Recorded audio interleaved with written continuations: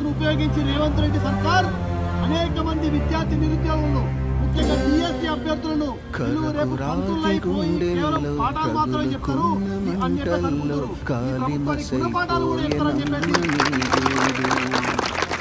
కడుపున కనకున్న కంటికి రెప్పల్లి కాచుకున్న వాడికిడు రాబందుల రాజ్యంలో రాకాసుల మూకల్లో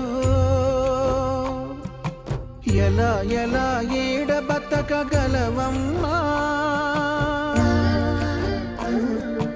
ఎగిరిపోవే ఆడికైన కోయిలమ్మ మానసిక వేదనను డిఎస్సిని పోస్ట్ పోన్ చేయాలి, డిఎస్సి కాదు.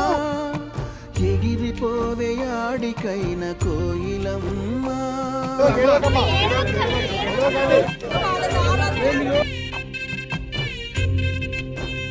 100% మీకోసం మేము పోరాడతాం.